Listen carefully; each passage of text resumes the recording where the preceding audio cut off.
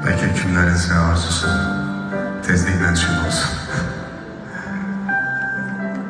Ətri bahar ətri, çiçəklər kimi, məsum ümidlərdən mələklər kimi,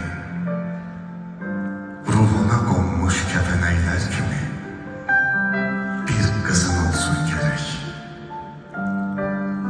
Saçları qıvrım dənizin dalğası, gözləri şəhla, üzü ay parçası, haqqın əmanət payı nur damlası, bir qızın olsun gərək.